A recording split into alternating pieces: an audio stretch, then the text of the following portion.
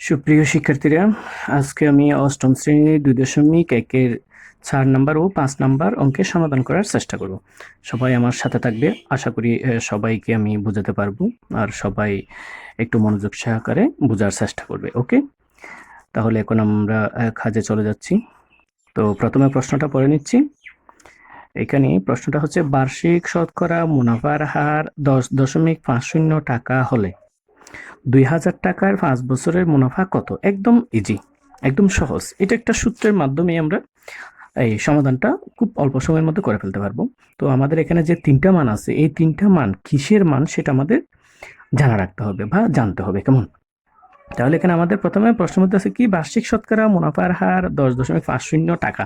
এই যে মুনাফার শতকরা মুনাফার হার, তাহলে এটা হবে পার্সেন্টেজ, মানে মুনাফার হারটা এই যেটা আমরা আর হিসেবে ধরি।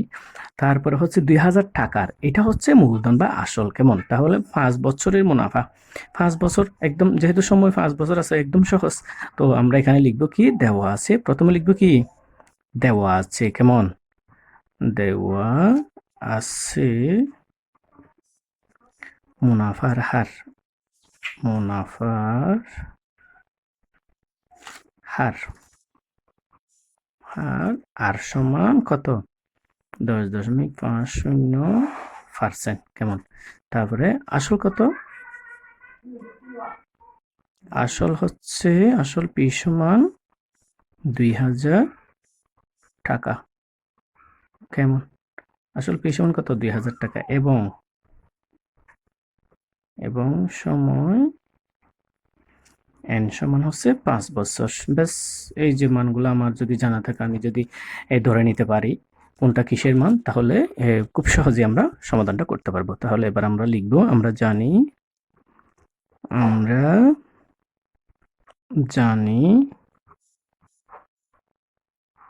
মুনাফা,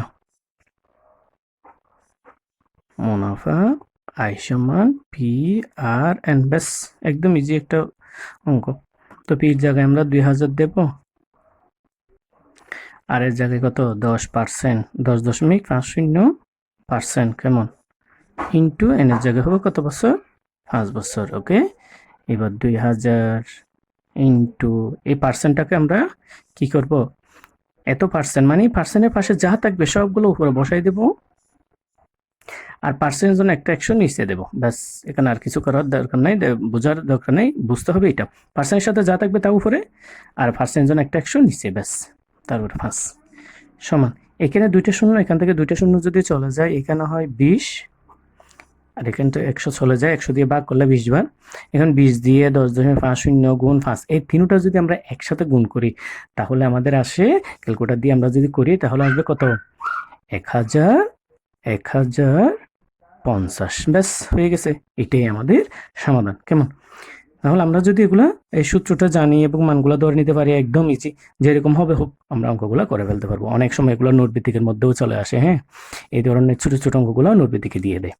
তো আমরা বারবার করব, বোঝার চেষ্টা করব, তাহলে অবশ্যই করতে পারবো। ওকে, আজকের আমি এই 4 নাম্বারটা শেষ করছি, এবং এরপর আমি 5 নাম্বারটাও এর সাথে জোড়া করে দিচ্ছি, কারণ দুটোটা প্রায় সেম, ছোট ছোট অঙ্ক, এই জন্য আমি একসাথে এটা সংযোগ করে দিচ্ছি। ওকে, আচ্ছা ঠিক আছে, এখন আমি 5 নাম্বারটা আরম্ভ করব।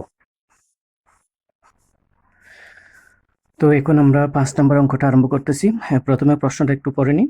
এখানে বলছে, বার্ষিক মুনাফা শতকরা 10 টাকা থেকে কমে 8 টাকা হলে 3000 টাকার 3 বছরের মুনাফা কত কম হবে, মানে কত কম হবে, কত কমবে, এটা আমাদের বের করতে বলছে। তাহলে এখানে একটা যে দিয়ে আছে মান কি, এই যে মুনাফার হার শতকরা কত কমবে, 10% থেকে মানে 8% কমে গেল। তাহলে কয় পার্সেন্ট কমলো? 2% কমলো।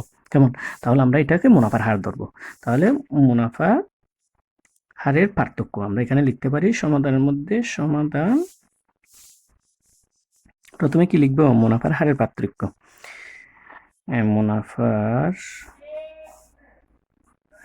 মুনাফার হারের পার্থক্য,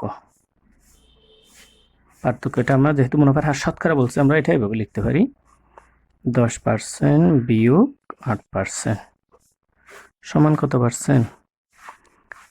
2%। এটা হবে মুনাফার হার, এটা আমরা আর দিয়ে ধরবো। কেমন? আর সমান এত পার্সেন্ট। তারপর আরেকটা মান অলরেডি দেওয়া আছে, যেটা আমরা বুঝতে পারতেছি, এটা হচ্ছে আসল। আসল আসল পি সমান কত? ৩,০০০ টাকা। এবং সময় হচ্ছে কত? এবং সময় এন সমান ৩ বছর। ব্যাস, এর আগের প্রশ্নের মতো আমরা যে অঙ্কটা করেছি ঠিক সেম। আর এর মান আছে, বি আছে, এন আছে, আমরা জাস্ট মুনাফাটা বের করব। সুতরাং মুনাফা কম হবে এরকম দিয়ে আমরা আই সমান পি আর এন এটা দিতে পারি। কেমন? এই সূত্রটা আমরা ব্যবহার করবো। এখন পির জায়গায় হচ্ছে ৩,০০০, কেমন? এন এর জায়গায় কত? ৩। মুনাফার হারের জায়গায় হচ্ছে 2%। ব্যাস, এখন আমরা পার্সেন্টটা তুলে ফেলবো।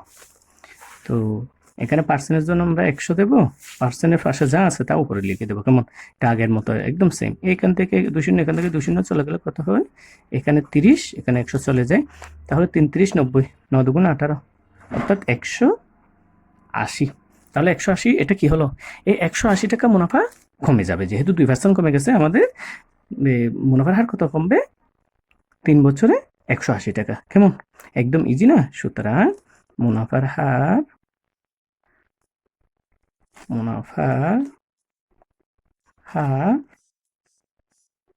কমবে 180 টাকা। একদম ইজি। এই যে প্রশ্নটা পড়তে হবে, প্রশ্নটা পড়ে সেখানে কি বলেছে সেটা আমাদের আগে বুঝে নিতে হবে। আমরা যদি প্রশ্নটা বুঝে ফেলতে পারি বা উদ্দীপকটা বুঝে ফেলতে পারি, তাহলে অবশ্যই আমরা খুব সুন্দরভাবে যথাযথভাবে সমাধানটা করতে পারবো। মানগুলা যথাযথ ধরতে পারলে, তারপর সূত্রটা কোন সূত্র ব্যবহার করে আমাদের অঙ্কটা করতে হবে সেটা যদি আমরা জানি, অবশ্যই আমরা কাজটা সুন্দরভাবে করতে পারবো, নিখুঁতভাবে করতে পারবো। ওকে, আজকের এই ক্লাসে আমি 2টা অঙ্ক করাই দিলাম। তোমরা ভালোভাবে করার চেষ্টা করবে, বারবার করবে, আশা করি সবাই পারবে। যেরকম হবে হোক, হয়তো সংখ্যাগুলো একটু চেঞ্জ করে দেবে, না সংখ্যাগুলো চেঞ্জ করে দেবে, মুনাফার হারটা চেঞ্জ করে দেবে, নামটা হয়তো ভিন্ন করে দেবে, সমস্যা নাই। আমরা একইভাবে কাজটা করে ফেলবো, তাহলে অবশ্যই হয়ে যাবে। ওকে, আজকের মতো আমি এই ক্লাস থেকে বিদায় নিচ্ছি। সবাই ভালো থাকবে। আল্লাহ হাফেজ।